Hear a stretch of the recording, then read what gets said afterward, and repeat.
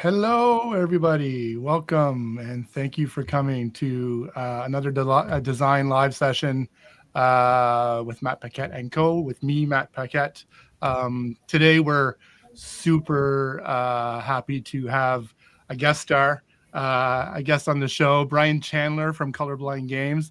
I got a little bio for Brian here. Brian is a colorblind gamer, designer, developer, editor, proofreader, reviewer, and accessibility advocate. He's worked with several publishers to help make their games more accessible, most notably with Flat Out Games and Stonemaier Games on well-known titles like Wyrmspan, Apiary, and Cascadia. Welcome, Brian.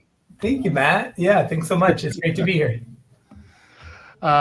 So for a while now, I've been doing, this is my second design live, and accessibility lately has been, well, in the last number of years, has been an increasingly important thing for me. You know what? I'm just going to check to see if we're live. I want to make sure. Yeah, it's showing, it's looking live on the thing. Yeah, I didn't think to open up a YouTube to double check, but always good to be sure, right? Yeah. We are. Excellent. All right. Okay. We're doing it. Oh, yeah, we're good. Technology has not failed us today. So the last number of years, my mom got diagnosed with macular degeneration many years ago, and her vision has consistently and steadily gotten worse. Same with her sister, actually, as well.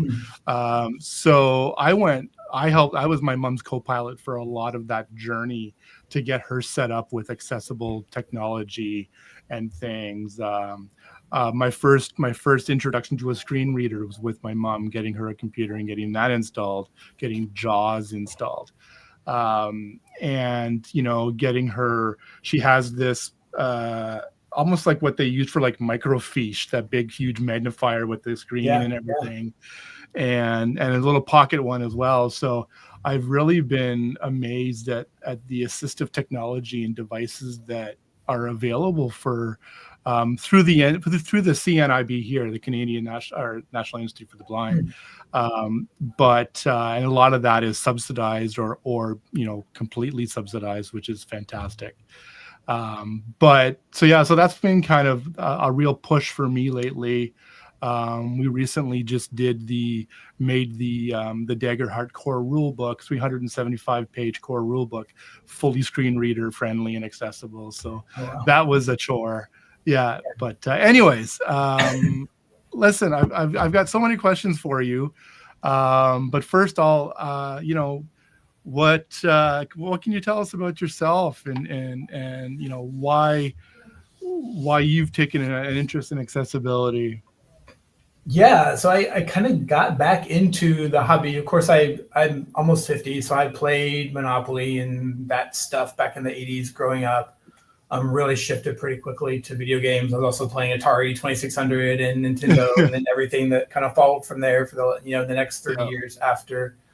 But as I've been spending more and more time looking at screens in my day job, I found that I really enjoyed being off screens in my not day job. And so I've really pivoted away probably in the last, I'd say 7 or 8 years. I've really pivoted away from video games and other screen stuff in my spare time, and I've tried to get a little bit more analog whenever I can.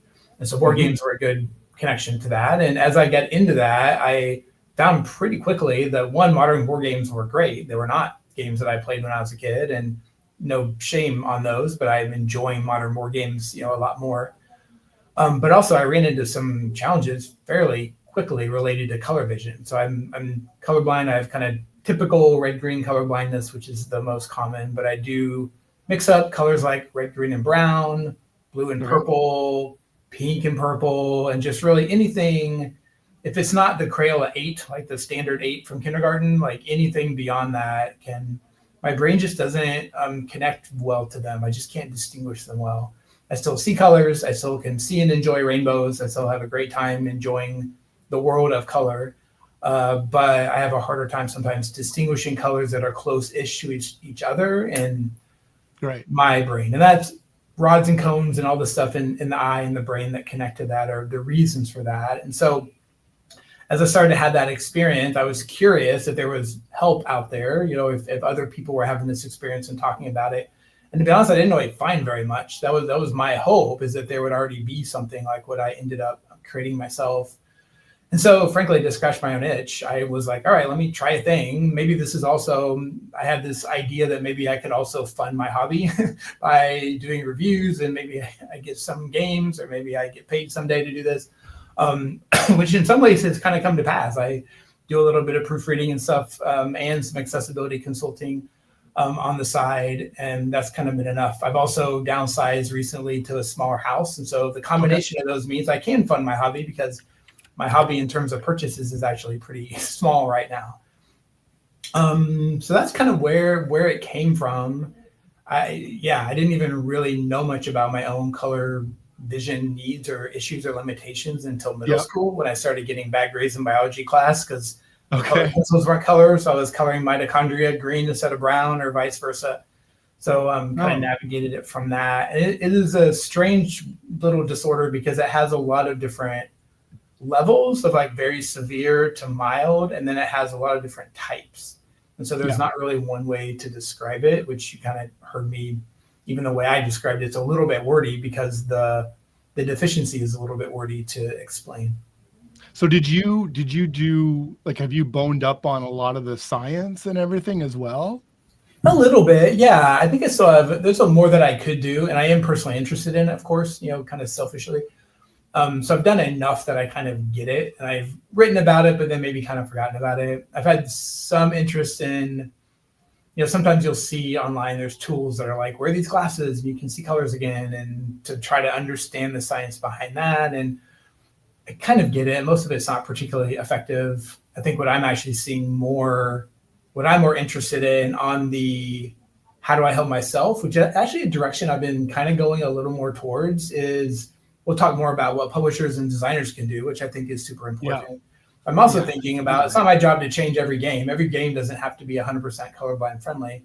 So if it's not, what else could I do? And so things like bringing my own meeples to a game night. So if the meeple colors don't match up right, that I have my penguins, or I have my goats, or whatever, that I could use as my own pieces that could be on the board.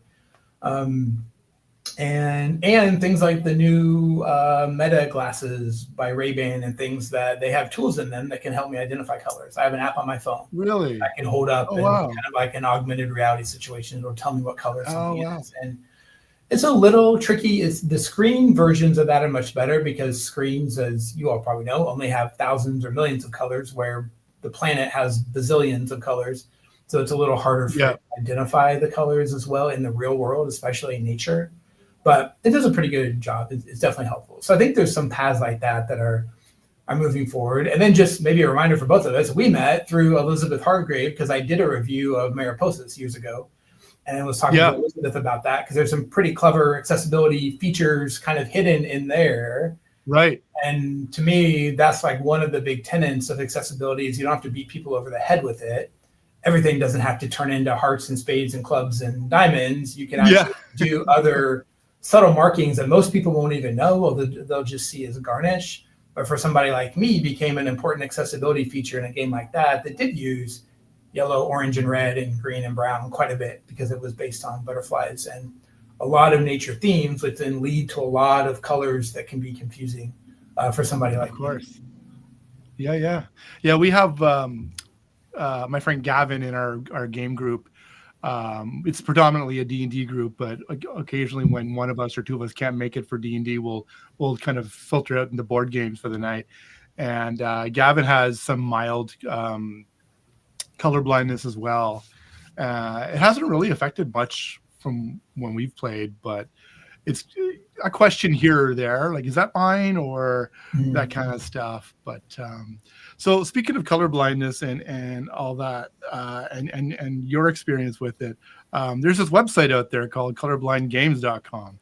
There is. What can you tell us about that? Yeah, one thing I meant to tell you earlier today is you could actually spell it with the U in there too. I actually own both URLs on purpose, so it maps to the American version, the US spelling version. And I do try to use. You'll see in my articles, I sometimes drop the U in accidentally or purposely, depending on who I'm talking to. One quick segue for the so kids table board games or Burnt Island games here in Canada and Ontario, they put out Endeavor. They reissued Endeavor, and on the punch board there's the cardboard U that they included in the Nice. game. Yeah, so. Very good. Oh yes, the lovely U. So yeah, the website originally, the idea was that I'd review board games for people like me who maybe would struggle to play games, just kind of as like a consumer advocate thing, both in terms of, hey, I tried this game and I really had trouble with this, and so maybe kind of beware. Maybe you don't want to go buy this site on Steam. You might want to play it first, or at least get to see it first. It's morphed into then, oh, wait a minute, I bought this game, I own this game, I can do whatever the heck I want to it. So I pulled out a Sharpie and started marking up some games that I had trouble with. A couple of the first ones that come to mind are Century Spice Road is one that has some colors that were definitely a challenge for me. So I got a little bit of help and said, asked my wife or kids or someone at the time, hey, would you help me put these in the right piles? And then I pulled out a Sharpie and just started putting different symbols on the different colors of cubes. And then needed to do the same thing for that game. The same thing needs to happen on the cards so you can match them up together. And yeah, it worked like a charm. It was great. And so I think that really got me, frankly, a little bit addicted to marking up my games. How did you feel about that? Was there a bit of I'm marking up my games. There was some of that. There was like, these are precious artifacts or art pieces. What would somebody like Matt think if I was marking up his board game that he's spent all this amazing time on? There is it makes it easier to read than better.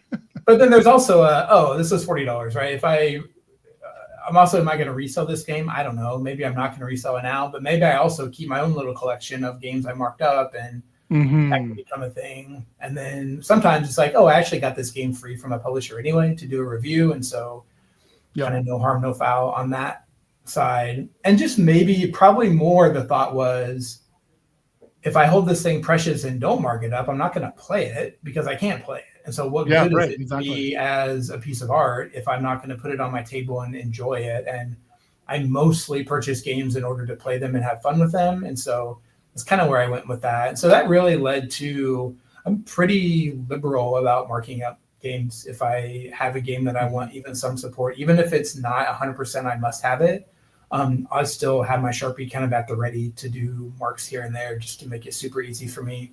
It can sometimes be harder for me in low light conditions. And frankly, that can be hard for anybody. Like I've actually talked to people who are not colorblind who they'll respond to one of our articles and say, I had the same issue with this game, even though I don't have kind of an official color vision deficiency.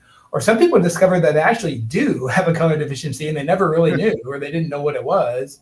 And then, because it often isn't something, I was never tested for it in second grade or anything, which now I think they do that more often, but at the time it just wasn't, it was kind of an emerging discovery. It wasn't something that was tested for. So so that's kind of part of that's cool how it's going. And then I guess I didn't say, but then since then it's grown into, I used to live in Seattle, so I had friends at Flat Out Games that are partially based in Seattle, and got connected to Sean and Molly in that group, and did a little bit of stuff kind of on the side, and even internally with them, reviewing rule books, did a lot of play testing. Shout out to Blue Highway Games, the best local game store in Seattle, and played a lot of games with Sean and others there, including prototypes. I was playing prototypes of Point Salad and Point City and even Calico before it came out, as they were kind of figuring things out. So I was able to share my experience even in that playtesting level for them.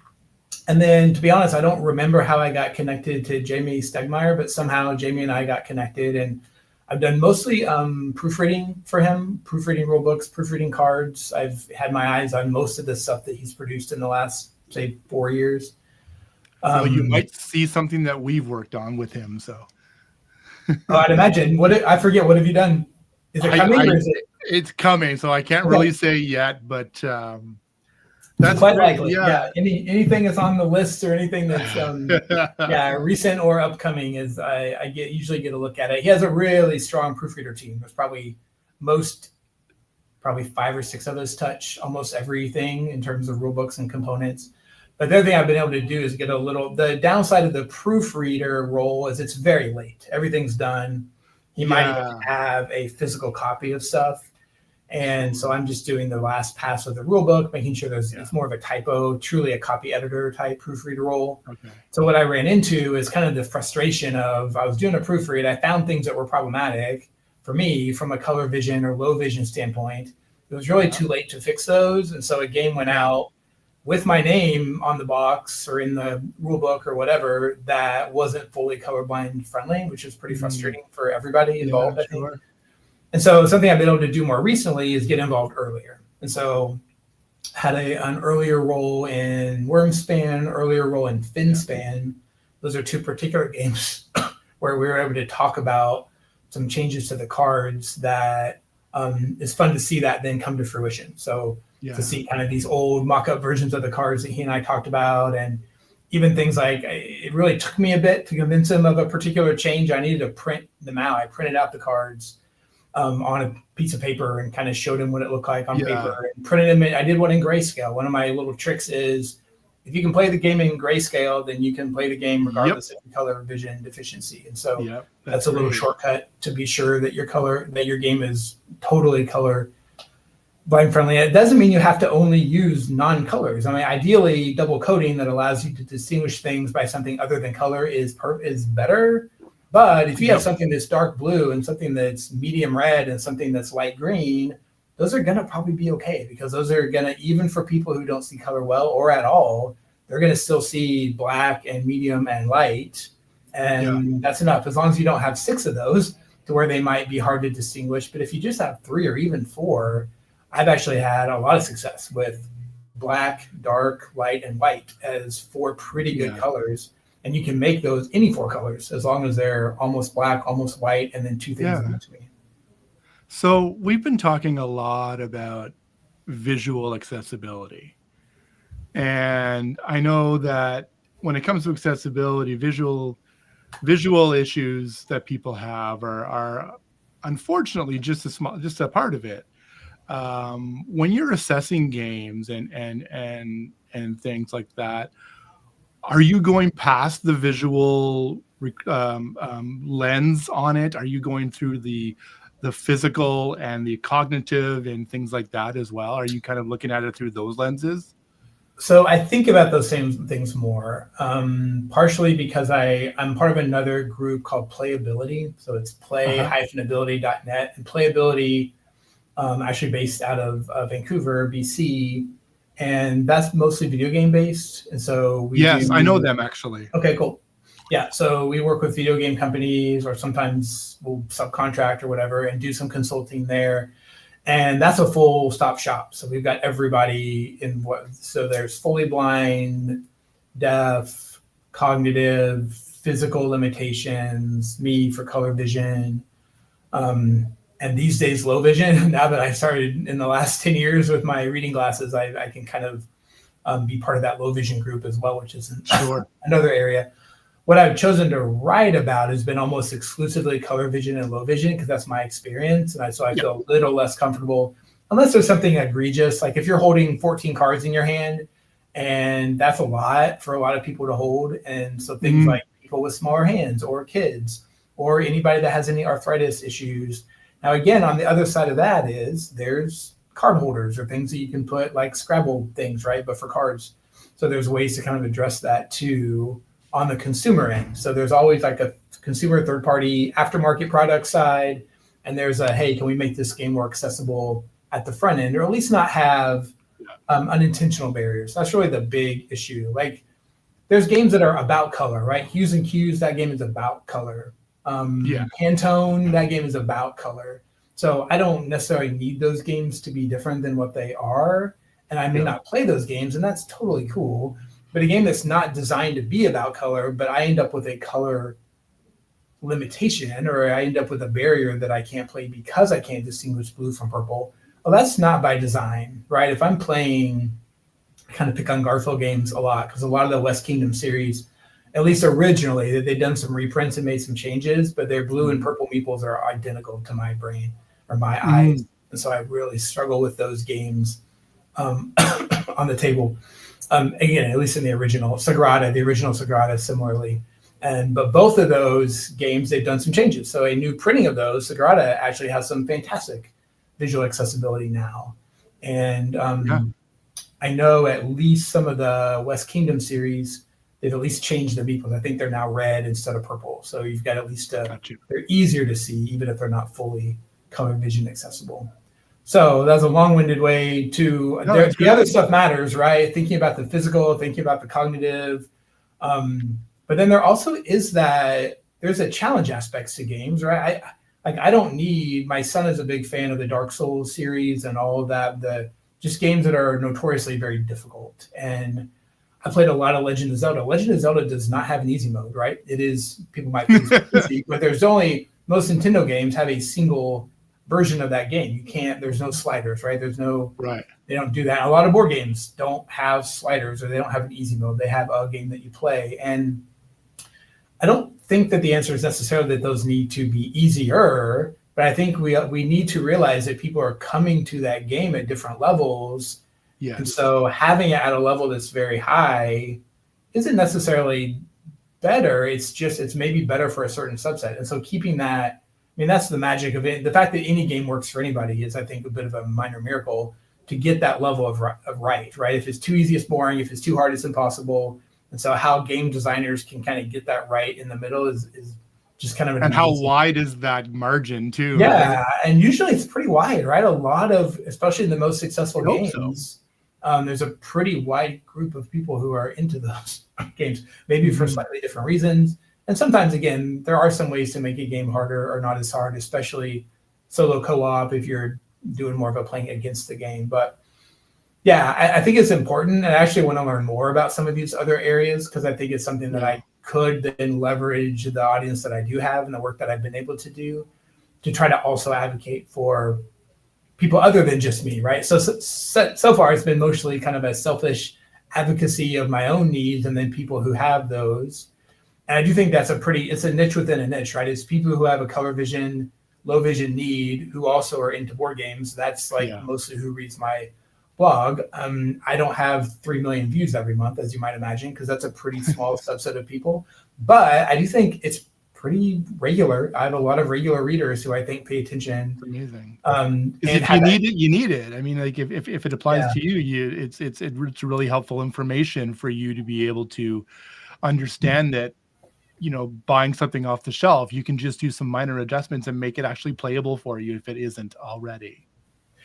Absolutely. And I think so having those ideas, and all the markups or the mods aren't necessarily permanent Sharpies. Sometimes it is just swapping in a different set of something, or maybe there's only one or two things that with a small change. I do a lot of borrowing from other games sometimes, so I have to remember to put them back, but I do a lot of that of just, hey, maybe I use this instead of that, or household items sometimes are better for me from a color standpoint. We haven't talked about readability very much, or the low vision side, but the font size stuff is definitely an issue. And as I'm getting older, it becomes more of an issue, especially if I'm in low light, and especially when you fold in contrast. What is the font versus the background? And then what's the font weight? What's the font type? Italics are kind of the bane of my existence. And I really find italics for like anything except for flavor text. I'm like, please don't put it in italics, because it does tend to be harder to read for me and a lot of people. No, that's a very valid point. I went to a type retreat in BC, a little island off of Vancouver, number of years, about 10 years ago now, and one of our exercises was doing type selection, and we had certain criteria that we were trying to address for these type selections and everything, and you know, things like X height on things. And for those who don't know what an X height is, it's the height of the lowercase x compared to how tall the like a capital letter is. So a small X height would mean that like something below 50% of the whole height would be more difficult to read than something that like another font that would have a higher X height, maybe 60 or 70% of the height of a capital letter. There's just more of the letter to see and to recognize. The counters and the little spaces within, like the little hole in the E and lowercase e and the O, and the larger those counters are, the more easier fonts are able to read. You mentioned the low light vision, the low light kind of environments. One of my favorite tests is the dark pub test, because so many of these game nights are played in a pub, and they're not lit like a school cafeteria. They are dank, they're dark, and if you're playing something like, I remember Dominion has black text on a gray background. Yeah. And that's not the easiest thing to read. So things like that, I'm always kind of keeping those in the back of my mind.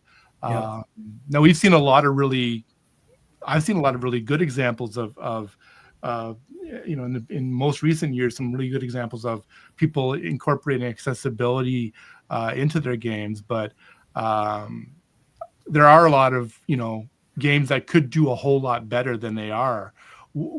If you had to think of a couple, what would be like the most common areas where games might miss the mark? Yeah, I think things we just talked about, really. I say the main one, though, for me would be using color alone as a distinguisher. So the most common way that it continues in all board games is player colors. And so still having, even if you have accessible cards and other components and everything else is pretty accessible, having your 5 player colors be red, green, brown, blue, yellow. And then usually it's not Crayola colors. Usually it's something more subtle that's thematic to the thing. So usually it's not even those 5 colors. Usually it's green, brown, light brown, pink, purple, and light purple or something, because it's trying to match whatever else is happening in the game. Sure. And I understand enough about manufacturing to know that there's a good reason for that. So you're producing thousands and thousands of pieces. So having them be the same except for the color is way cheaper than having the 5 sets of player colors be 5 different shapes. That's a more complicated ask. That does make the game cost more, especially these days as prices are going up, because they have to for lots of reasons. That I think that's a challenge. And so we're looking for ways to reduce our production costs, not increase the production costs, by having a lot of unique meeple shapes and things like that. But that's probably the biggest one. It still is very common, especially among people who haven't thought through this yet, or maybe they themselves don't really have these limitations. I'm kind of wanting, frankly, some of our game designers and publishers to get older and start to have worse vision, because I think they'll make more accessible games. Because I think they'll begin to see things that 25-year-old game designers are not seeing these things, because they have perfect vision, and they probably will for another decade. So that's part of it. And I've been able to, I think, frankly, be better at my job, or this part of the role that I have, by doing that too. Yeah, that's right, Eddie. Absolutely. Color is super important. And one of the things that, in addition to color, one of the things that we do is we try and double and triple code bits. So if it's color, we're going to add shape to it. We're going to add a texture or some kind of screen printing on the meeple if it's a meeple, and things like other markings to help, high contrast markings to help really identify your set of pieces versus your player next to you. Yeah, and that's the solution. And for other components too, resources. So the resources, even going from like Agricola version 1 to Agricola version 2, they actually did animal meeples in version 2. And that second version, not only being cuter, it's more accessible. So that definitely helps a lot. I do a decent amount of upgraded deluxe components, because they tend to almost always be more accessible than the standard. Yeah, that's a good point. Be chits or might just be cubes in different colors, where the deluxe version actually look like ore and wood and whatever.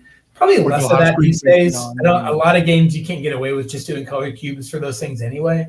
So I think we're seeing a lot more of that, be pretty normal. So I'd say that. The other little thing we haven't talked about, I don't have words for this yet, so I'm still noodling on it. So maybe we workshop it. I want some kind of article on the number of square millimeters that I need to be able to see a color.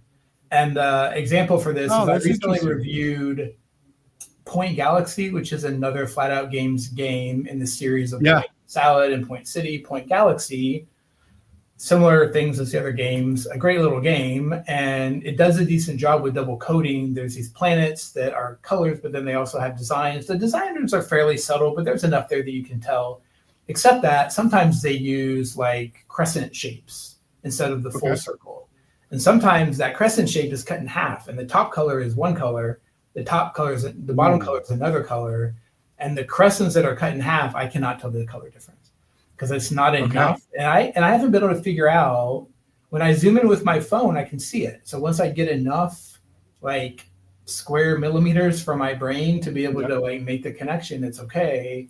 But on the table at the amount that I can see, you know, 2 feet away from my eyes to the table, and that kind of lighting with that kind of, so there's something there. And I know there's some math and science and stuff around that of that's interesting. Can we see and win? But because that game particularly was challenging for me, and I haven't, but I kind of want to use it as like a poster child for a broader story of how much do I need to be able to see what color something is.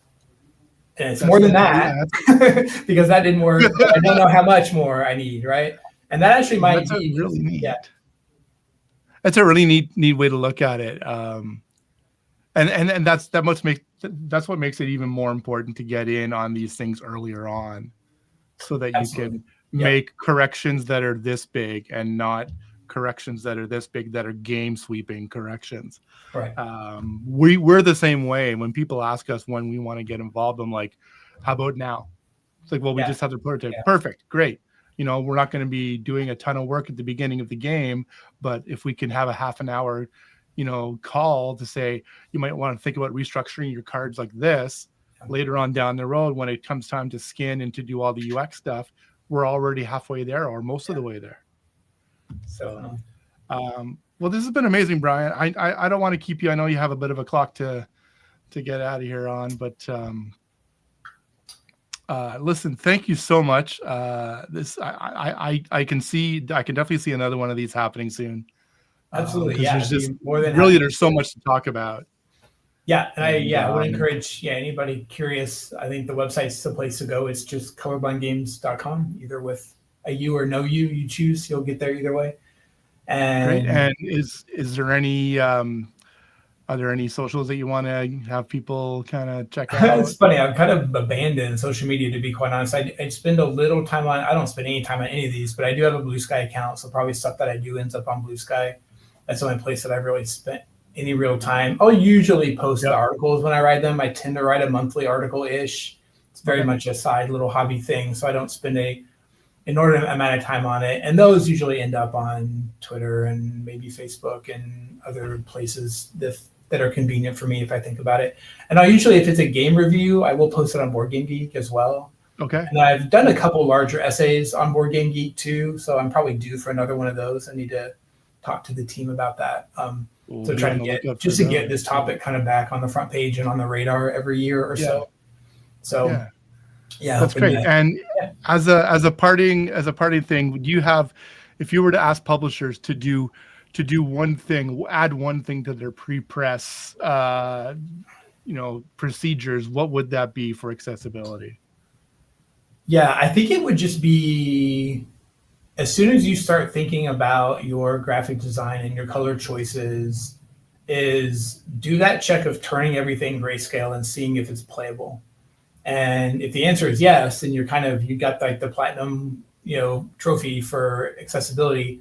If it's not, think about why not, and then see if there's a way. If that was unintentional, then see if there's a way that you could address it. Amazing.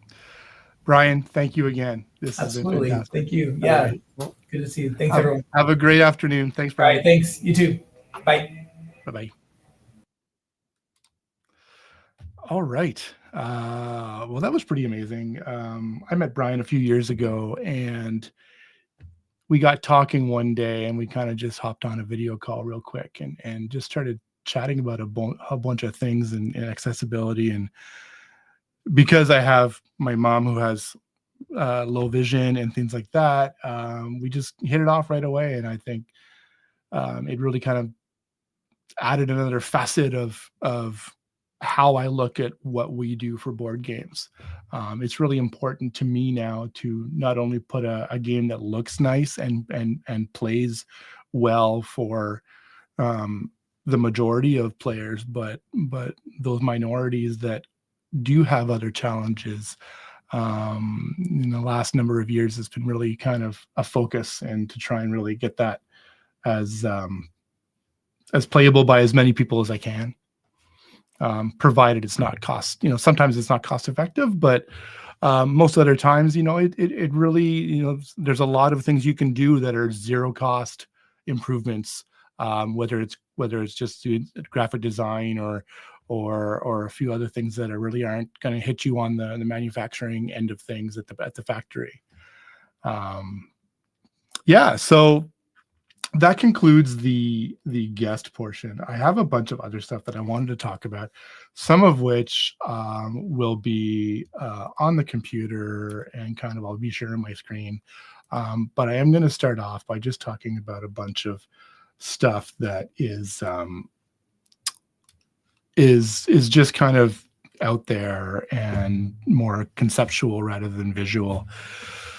So when it comes to accessibility, Brian and I talked a lot about visual accessibility. And, I think predominantly that's when it comes to board games and people that are playing board games, visual accessibility.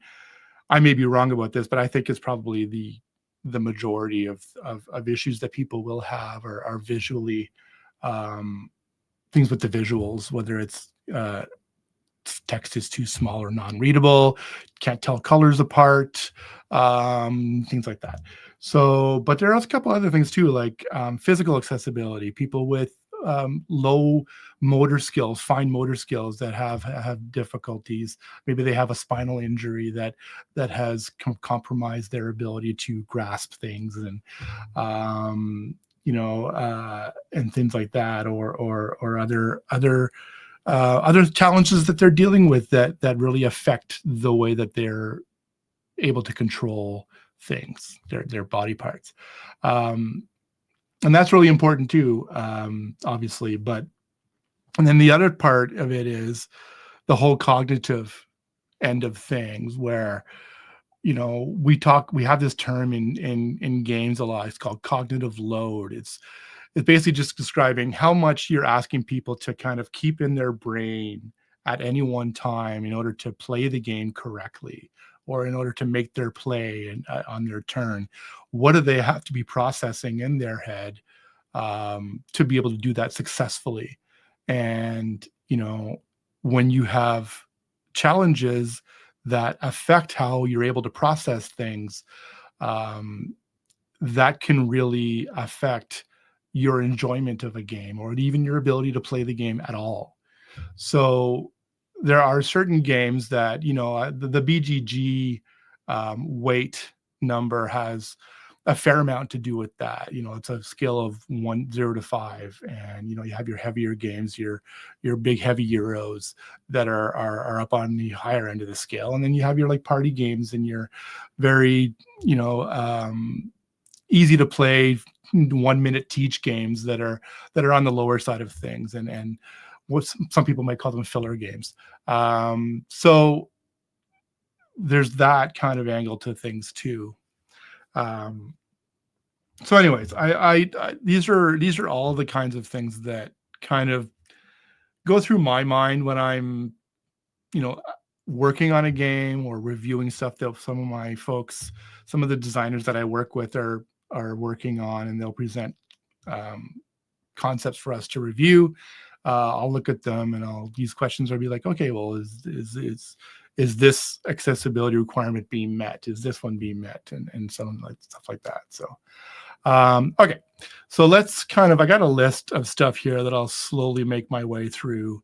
I'm going to be talking about a lot of different tools, and things like that. I will make sure that all of the links that I go to today, and any other bits of information that are valuable, will be posted in the description of the video when I'm done. So,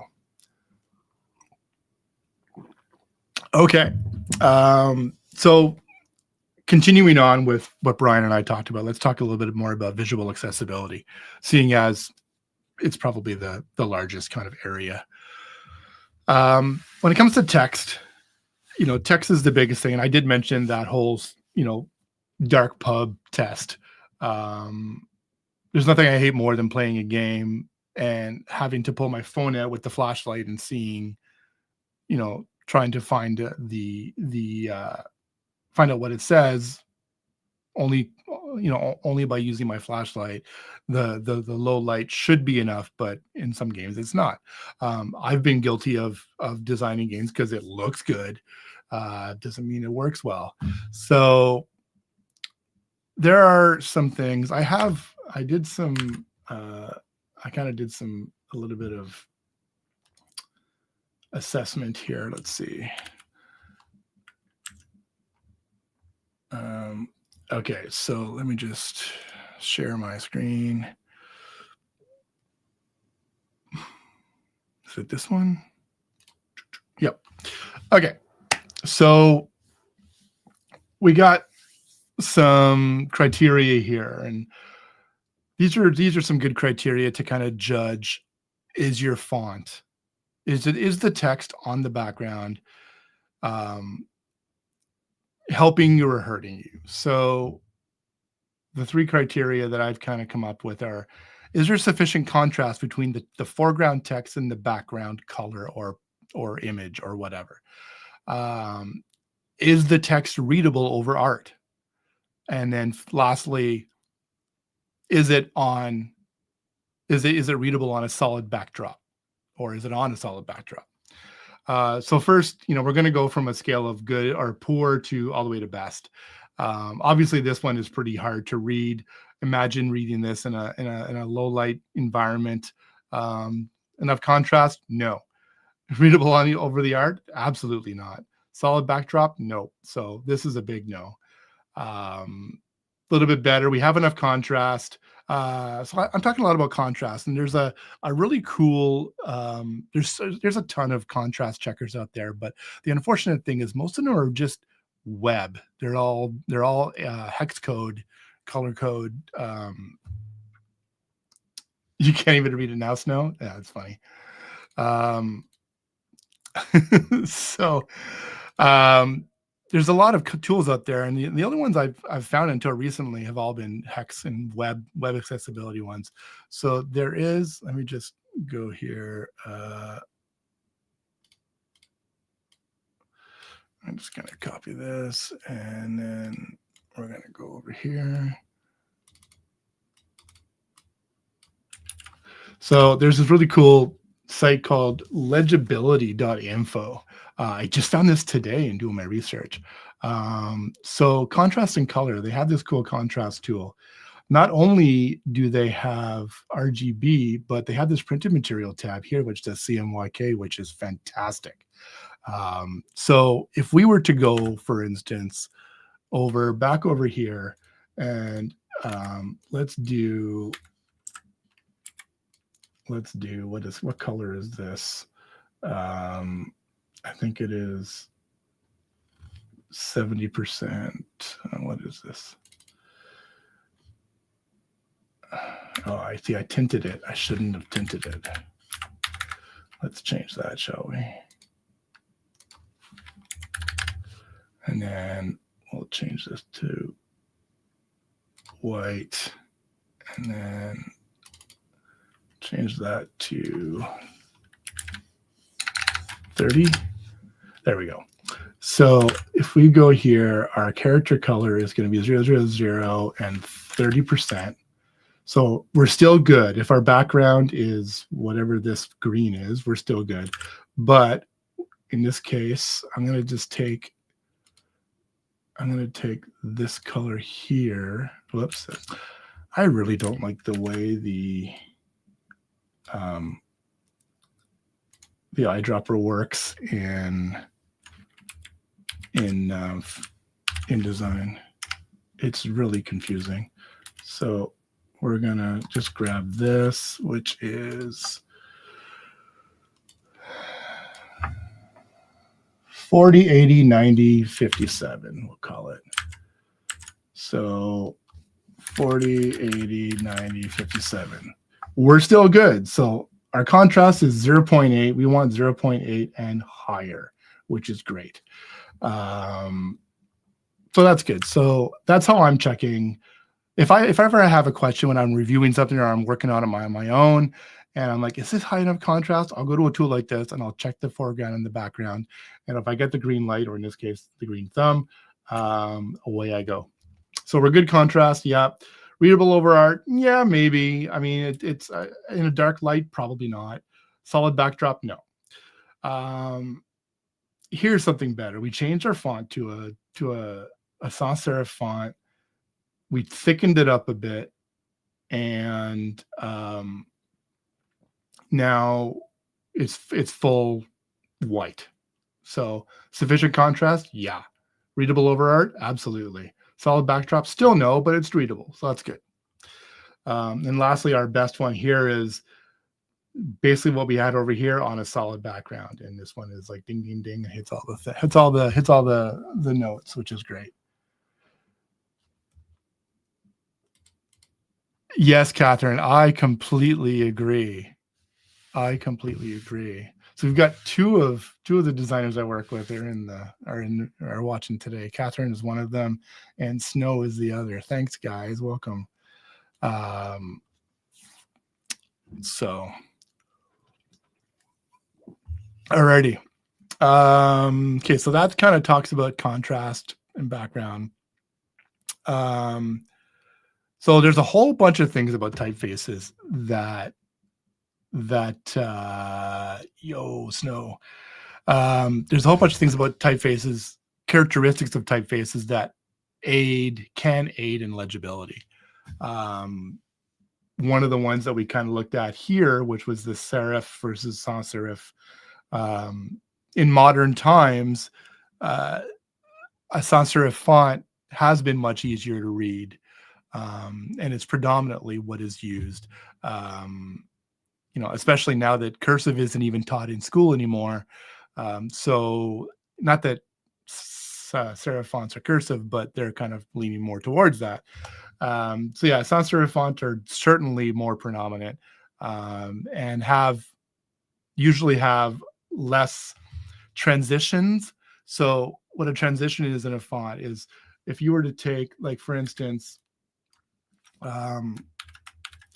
so if we were to do this, and we're going to go, let's go up to, all right. So the transition is how much of a difference there is between the thicks and the thins of a font, of a glyph. So this is the thickest part here, and this is the thinnest part here. When you look at a sans serif font for, like, I don't know, let's say Helvetica.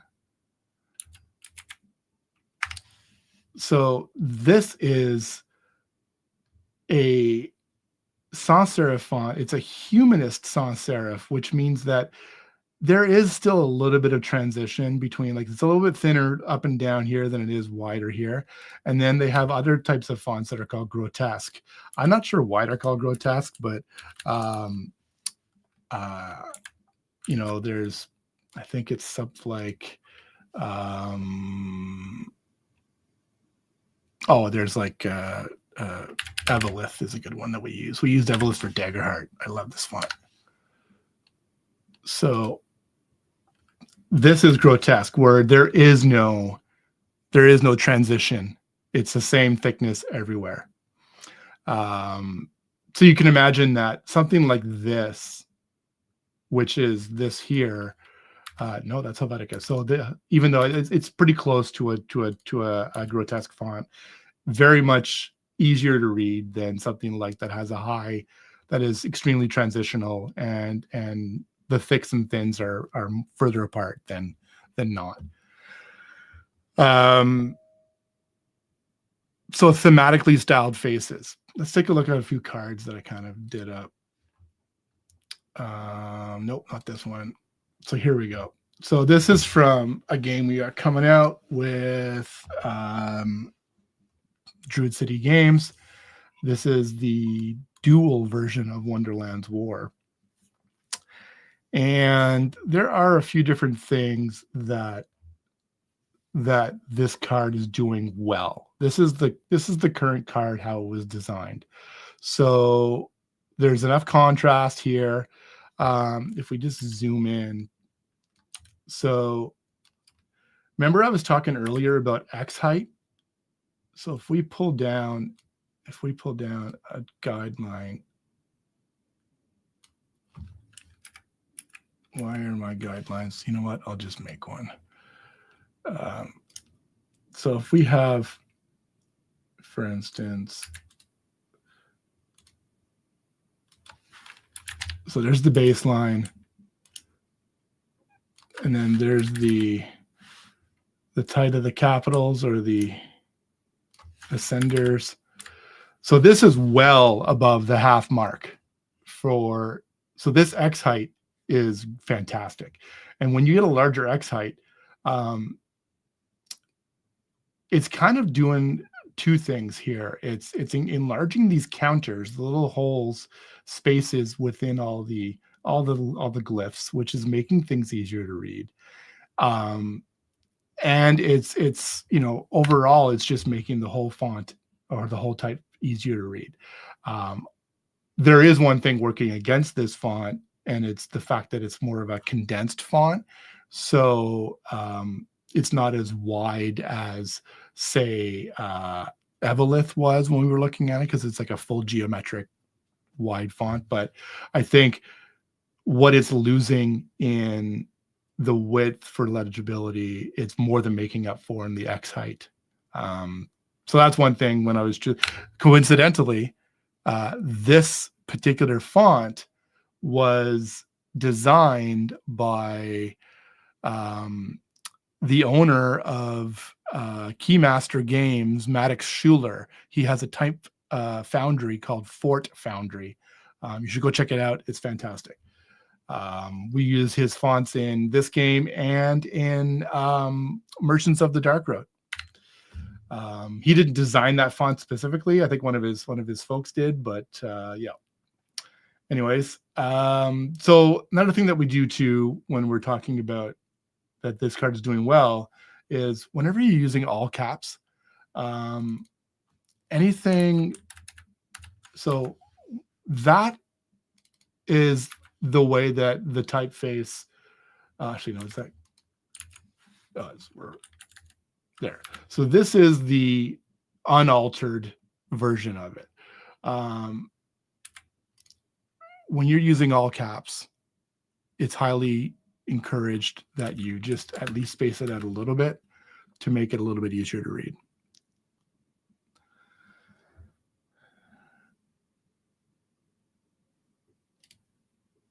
It's the serifs are tiny from far away. Let's say, you know, probably. I think it.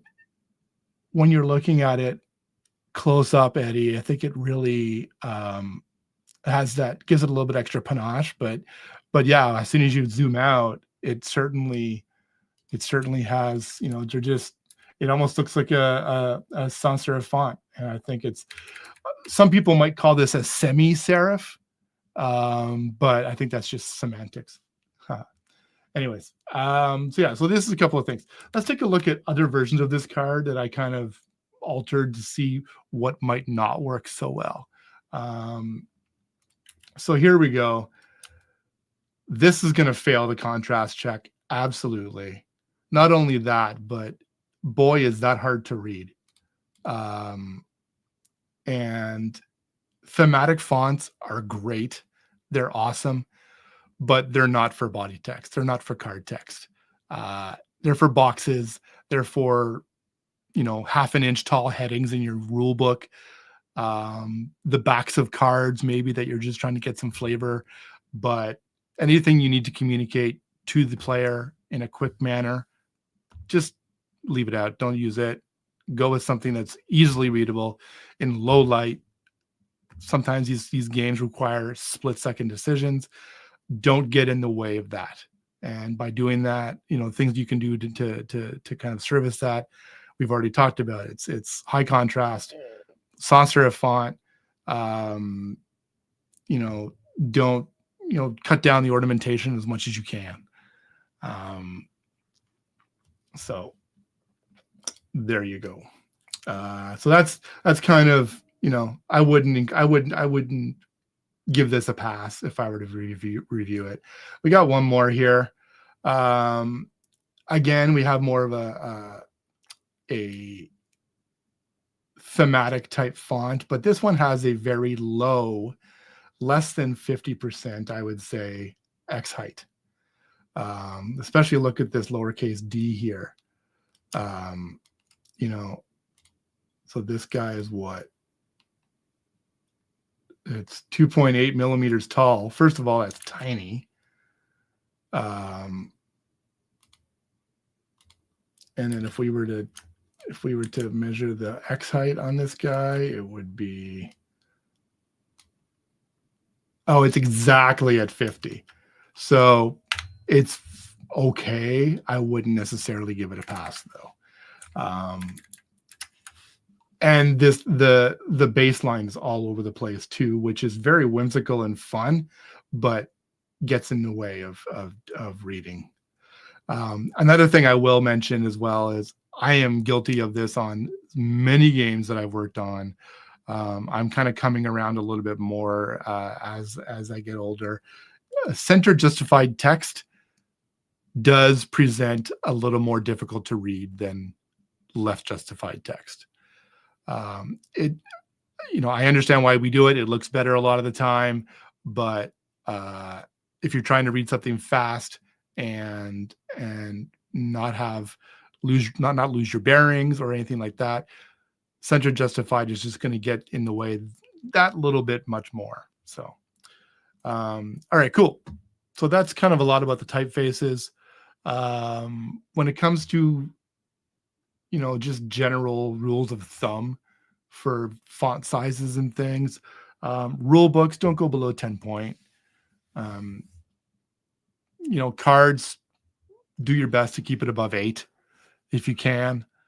And when you're looking at this, like for instance, if you must go with like this font, for instance, and you do have a little bit of room, increase your leading a little bit more. That makes it easier to read. Or, like I was saying earlier, see, we can't do that because there we go. So if we just want to, increase your spacing between your letters, or what they call tracking, that helps a lot too. Yeah, absolutely, Catherine. I think for a lot of rule books, especially if it's like a lighter game, an 8-page rule book sometimes is way more pages than you actually need to lay it out. So go with the 12 point. I remember you worked on Gulo Gulo, and that ended up being 12 or 14, and that was fantastic. It's a light game. No need to turn on an extra light to read it either. So yeah, absolutely. Great point. All right. So there's that. One thing I did want to touch on is I'm just going to go back to this guy here. So for one of our games, we use this font called Questa, and it's a really neat font because it's a super family, what they call a super family, which has 3 or 4 different styles. So it's got serif, it's got sans serif. I think it's got something in between of the two. One they call slab or Egyptian, which is like Rockwell is a slab font, where the serifs are like chunks rather than just kind of nicely tapered serifs. But the one thing we kind of discovered as we were laying it out for screen readers was, so if we change this to Questa, yes, snow, yeah, absolutely, yes, Questa. This was Snow's choice for a font. I love this font. It was for Daggerheart, so Questa seemed right on brand for this, which was fantastic. So let's go with regular. Look at these numbers. This is what you call old style figures. So the baseline for the 3, the 4, the 5, and 6, and basically everything above the 2 is all over the place. It's either low or it's high or it's on the baseline. And even the 1 and the 2 are smaller. They're not even full height. Luckily, this font allows us to do some really fun things. Where is it? Open type. So you can, it has a bunch of other stuff built into it. So we're going to go tabular lining. Boom. So it's got 2 sets of figures built into it. It's got the tabular lining versions, which has everything full height, all on the same baseline. But this is the standard, the base that's included. When you type when you type a 1 and you highlight it in InDesign, you can choose whichever alternate glyph that you want to use. This one we're looking at right now is this one. Actually, no, it's a different one. There's 3 of them. So, but we want to change it to the tabular line ones versus the old style. Problem is, when the screen reader's reading this stuff, it doesn't. So we had to do some fancy footwork to get it to work out. I can talk more about that later, but it was a bit of an involved process. So anyway, something to keep in mind when you're looking for fonts. You know, for a serif font, these can be maybe easier to read. You know, I'm not sure about that, but it certainly has that old style panache to it. So yeah, a lot of good stuff there. Let's go back to, so this is Quest. No, this is not Quest. This is Overpass. All right. So let's take a look at another one of Snow's games that she worked on. It's an RPG, Eddie. Daggerheart is an RPG by Darrington Press, who also, it's probably on RPG Geek, not Board Game Geek. They also did this game that we're looking at right now, which is Queen by Midnight, Darrington Press. Snow Conrad on our team worked on the design for this. I love all the different things that we did in this game. So unadulterated. This is not. So unadulterated, this card looks basically like that. Some of the things that we want that this card is doing very well, for instance, is the high contrast between the numbers up here. Not only is there a label, but there's an icon to go with it to tell you that when you play this, it costs 1. When you buy it or pick it up, it costs 3. Look, you know, if we're gonna really amp up the accessibility on this, we could do this. This is a brawler card. This fist right here means it's a brawler card. So we could add the brawler type in here as text, and you know, as a secondary coding way to do things. Here's some icons. These little icons on the end. This means it's a reaction card. Oh, look up top here, reaction. Even better. So we know that that's a reaction card. The red pips here, as well as the red reaction symbols down here, kind of bolster the fact that this is a brawler card. So all of these things together really help people with accessibility issues, and you know, kind of really tell things apart pretty quickly. So this is how it could have been. I think this is pretty much a stock card, except for this one little addition I did here. Honestly, I don't think we even need this, but because this is recognizable enough. But if we wanted to, there it is. We just didn't have the room to put this in here because this is a fairly small card text-wise. There are a lot of them that we actually had to turf the flavor text, the italicized flavor text, much to Brian's chagrin, at the bottom of this because we had too much text to put on. But anyway, so here's something that maybe not as much. Why is this still? Oh, that's why there we go. Yes, the cards had a lot of info on them. Absolutely, they did. Absolutely. I should pull up the deck and show you some of the crazy ones. So I tried to make this one a little bit more,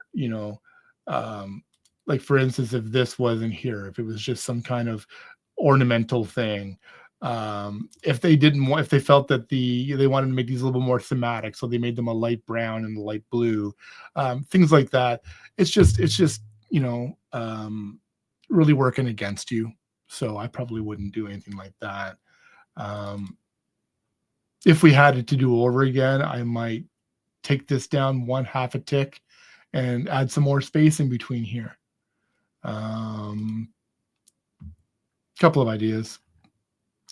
All right. How am I going? Am I going too fast for you guys? Is there anything you want to hear more of? Just shoot a comment in there and I'll see if I can get to it. Okay. We'll do that at the end. Let's talk now about some physical accessibility things. So, physical accessibility, we're talking about stuff like people that don't have as much control with their fine motor skills as they'd like, or maybe somebody has Parkinson's and they have a bit of a tremor, or if they have a spinal injury and they don't really have use of their, if they have an aid or something that helps them with their mobility things. There's a lot of what ifs and a lot of cases out there, and it's we do our best to try and solve as many of them as possible without compromising the game too much, or without making it too expensive to manufacture, things like that. So some general tips in order to make things a little bit more accessible to people with physical challenges would be using unique shaped tokens versus all the same. If you have like all the same meeple of different colors versus a bird, a tiger, an otter, all those different kind of shaped ones, they're a lot. Not only are they easier to see, they're easier to pick up because they're not just round or, and when you're making meeples that your people are trying to pick up, make them taller. Don't make them 5 millimeter discs. If they are going to be a disc, make it like a 10 millimeter disc that you can just really grab onto it, nice and easy. So what else? I can't tell you how much I can't stand playing with a game that has 8 millimeter cubes. I think King of Tokyo is probably like 7 or 6. They're tiny. So if you can afford it, board space wise, player board, whatever, like real estate wise on your game, if you can afford it, and monetarily, if you can afford to manufacture it like this, bump it up a little bit so you can help people that aren't. Exactly, that pyramid D4. Oh my God, that's a great point, Eddie. Yeah, if it's dry in your game space and you're not yeah, absolutely, you're gonna have to use your nails to crawl under that thing to pick it up. I've been there. So yeah, so things like make the pieces taller or thicker or wider or anything to make it easier to handle. Round some of the edges if you can. So if it's a cube, what if you rounded the edges of the cube so that you can actually get under it and not have to kind of, or if it's a disc, don't make it perfectly, if you can afford, don't, have them tumble it a little bit so that there are corners around it, so you can actually just push down on it and it'll flip up like this a little bit so you can pick it up easier.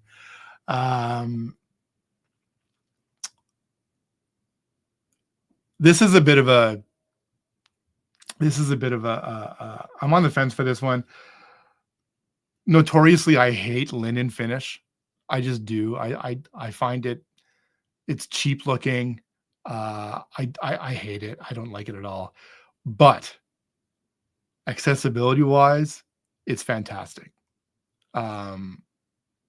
It cuts down on glare. If you have a linen finish applied to your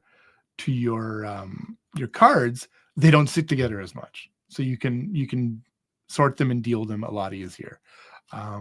Did you know that linen finish basically is just no different than they spray it on in a pattern, versus it's not like a film. It's like they spray it on.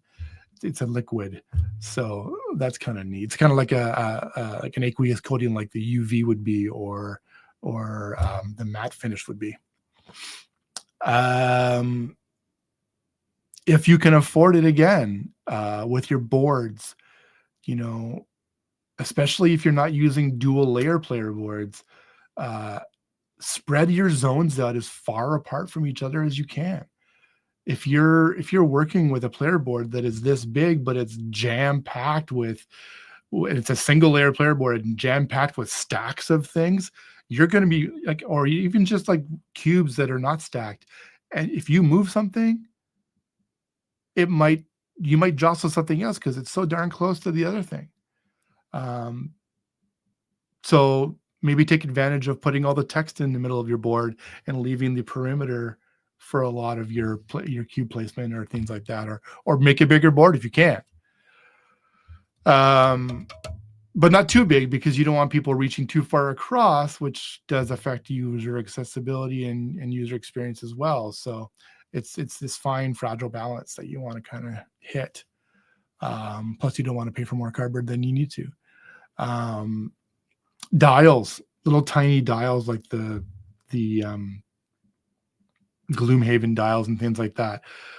For people that have physical challenges and motor control issues, those are really difficult. Instead, think about maybe using a track, like a cube track, that you can slide it left or right, up and down.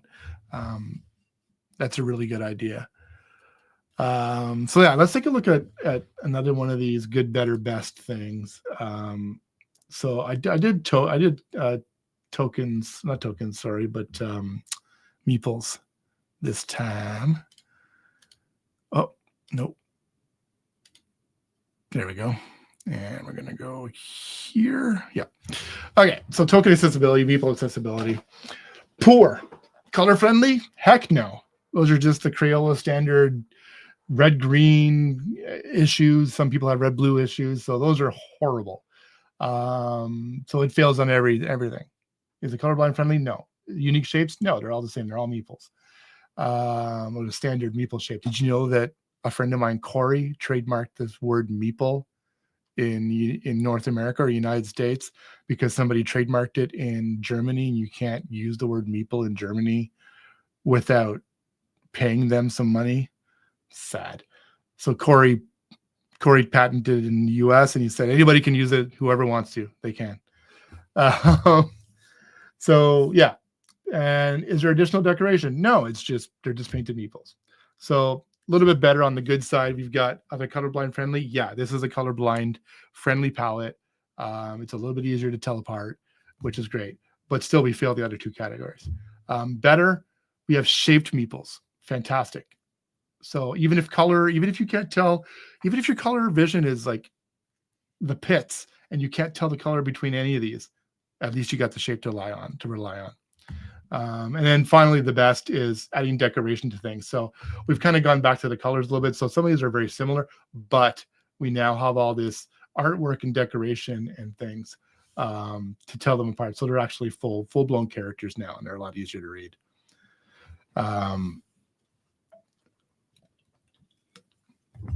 So there you go. Okay. When we're talking about boxes, so there's a few things we can do for like packaging and setup tips when people are setting up the games that we can have them do so it's a little easier to get accomplished. First one would be, if you have things like little other trays in your box, add pull tabs to a lot of these manufacturers now are just recommending that you do that anyways, especially if you have a larger game. I know Luthier here has pull tabs on stuff, so you can just pull it out of the box and get to the stuff underneath. Provide a visual setup and visual packing sheet so that not only are you relying on the text of how to place this deck, shuffle this deck and place it beside the board, but it shows you where to place it. Or if you place it on a certain spot on the board, it shows you exactly where to do that. A picture's worth 1,000 words, as they say, so they're not wrong. And then just as valuable, a lot of people, especially for again, like Luthier, or I'm sure, and Food Chain Magnet, when it comes out, it's going to be the size of this box, but deeper, which is like the Lacerda size box. It's massive. I saw it the other day. They all have visual packaging or packing instructions. So you know what goes in, where it goes in, and all that stuff. And then lastly, if you're asking people to create these precise stacks or placement of things, try and reduce the amount of things that you're asking them to do that require precision. Whether it's during gameplay, whether it's dexterity games aside, but whether it's during gameplay, whether it's during setup, just make it as easy as possible. You don't want to have them balancing components on each other. Not that you would, but you don't want to certainly go that far. Cool. So I think that kind of puts a cap on accessibility for the physical side of things. I am going to take a quick 30-second break. I will be right back. Just give me 30 seconds and I shall be right back. And we're going to dive right into making documents accessible for screen readers. I just did this recently for the Daggerheart 375-page core rulebook, and boy, was it a learning experience. I thought I knew a lot of stuff going in, and I'd say half of what I knew, I was wrong. So be right back.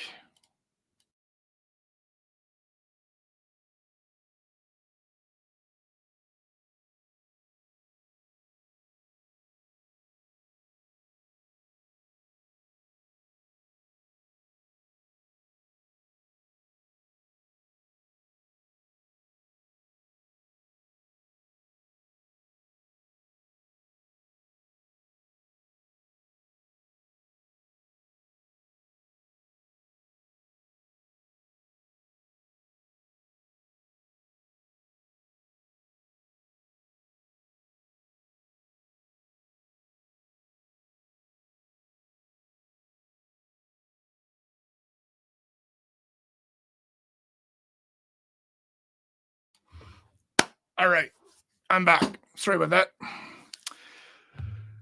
Okay, onward and forward, as they say. Let's take a look at the, this is the Madkella. Oh, Mar is here too. Mar is another one of my designers that I work with, and they did this lovely rule book, and this is for Madkella by Druid City Games. It's just gorgeous. We're going to take a look at how to make this spread here readable by a screen reader. So there's a couple of different screen readers out there. There's some free ones for, what's it called? What's it called?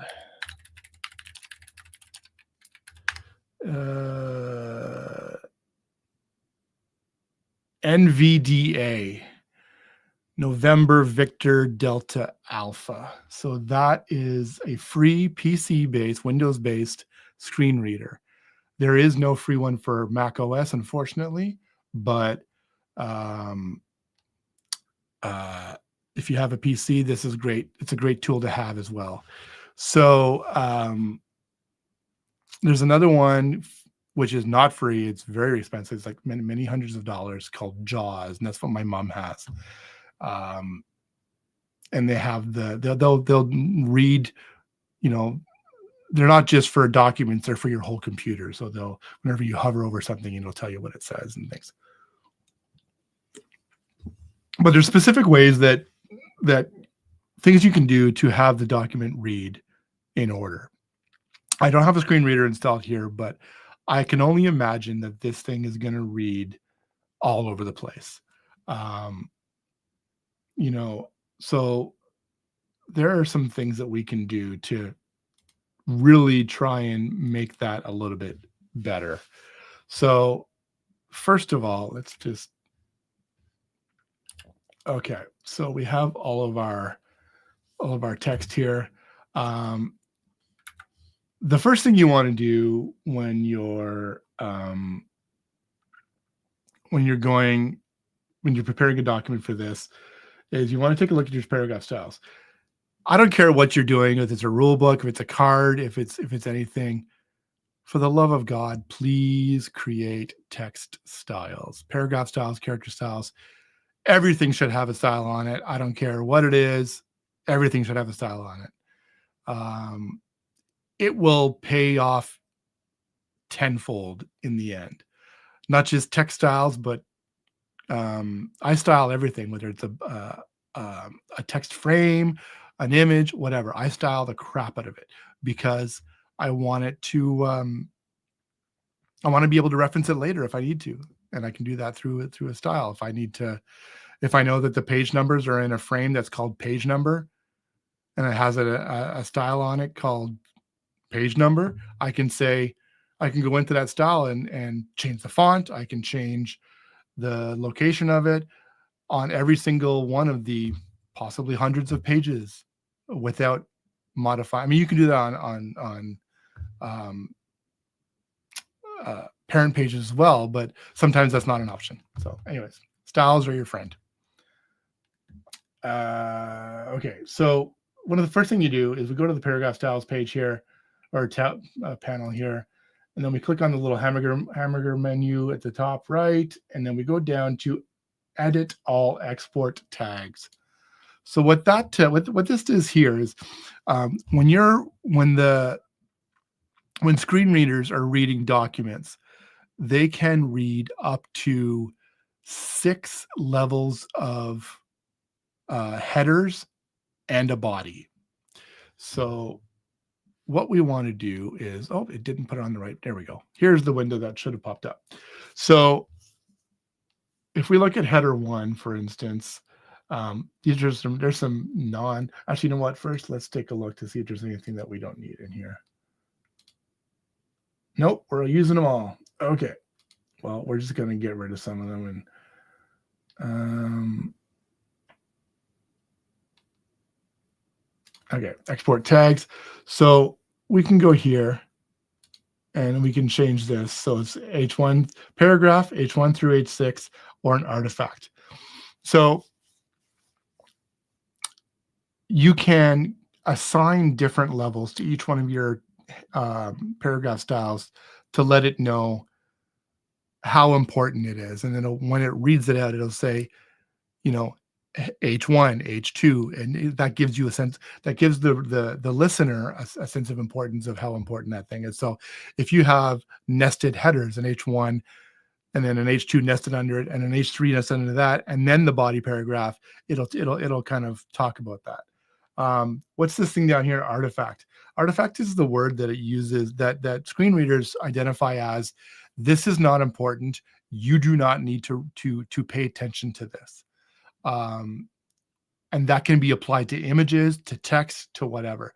So for instance, if I was to say I know that, this ABC marker thing is always just silly flavor text that really shouldn't be part of it's just going to confuse people if it's ever read, then I'm going to change that to artifact because I don't want it red. But then I go through here and I apply like, so heading 2, we're going to, great, heading 2, heading 4, heading 3, and then so on and so forth until you get to, in basic paragraph, we'll do body. And then once we're all done that, that's great. So now we've got all of our styles mapped. Fantastic.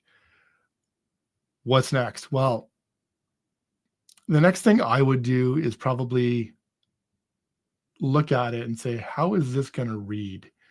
So the way that pages read items is if you have, so let's just start off again. I'll add a new page here.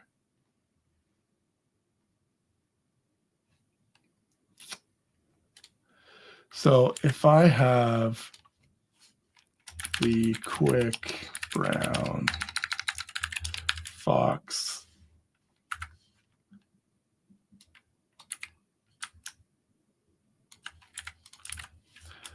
jumped over the lazy dog. All right, so I've got two text frames here. If I just export this to a reader, it's going to read this one first and then this one first. But if I do this, it's going to read this one. It's going to read it jumped over the lazy dog, the quick brown fox.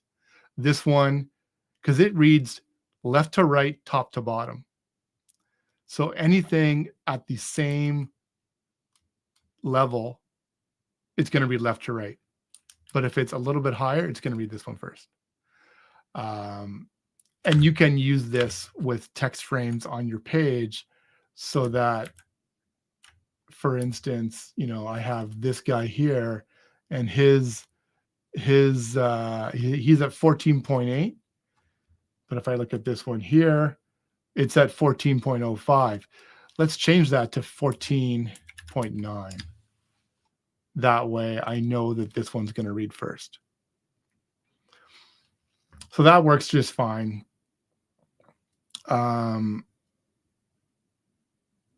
You know, it's going to read this. It's going to read this thing here all throughout the whole thing. And then what we can do is, if there's an image, for instance, that you want it to read. So I'm not going to deal with these because this is probably going to be a bit of a dog's breakfast, but let's look at this area down here. So we have 2 paragraphs and they're both at the same height, but we have all of these icons here. Whoops, let's just lock that. We have all these icons here. It's going to read those and it's not going to associate this icon. First of all, it's going to read this thing first because it's higher than that. So how do we fix that? Well, one of the things we do is we create an anchor in this text where we want it to be read. So I'm going to cut Command X and cut this. Then I'm going to place my cursor here and I'll paste it. But that, I mean, that looks like crap, right? So we need to fix that. So actually, let's undo for a second. One thing you want to do before you do any of this, one thing you want to do is you want to go make note of its absolute space. So we're at 8 inches. Let's change this to millimeters, shall we? 205 and then 220. Great. 220 and a half, I guess. So we're going to cut that. I'm going to paste it in here. And then we're going to select it. And if you see, if you select it, and you see, maybe you can't see, there's a little anchor icon on it. That's great. That means it's an anchored image because it's anchored before this text. But it's throwing everything off. So let's fix that. So we have it selected. We're going to go up to Object. We're going to go to Anchored Object and Options. This thing pops up. So we have some options here: inline, above line, prevent manual positioning, whatever. We don't want that. We want to go down here to custom. already this looks better. I mean, I didn't even do anything. So you can do a lot of things to fix this. So we're going to go page, edge, and then page, edge. So I think it was 245. Is that what it was? Minus.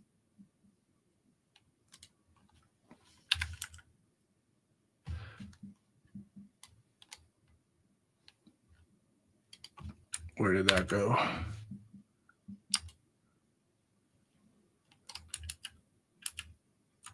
Okay, let's do that again. Sorry. All right, so here it is. I'm going to go like this. We'll just do it by hand, manually. I have not fully figured out how to refer to these things. So we'll go down to custom again. It pops it out. It's a little bit lower than we want. So we're going to change this to the anchor marker. And then, so we're going to offset it by, that looks good. And then we're going to change this to text frame. Where did it go? Oh, there it is. So bring it back up. Hit OK. There. So we've got it where we want now. Now that this is actually, this image is actually before the A here. So what that means is it's going to read this image, which we haven't actually told it what to say yet. Then it's going to read add shard. Take one shard from yada yada yada. How do we tell it what to name this image, what to say when it comes across this image? So you can go here, object export options. So there's a couple of options we have here.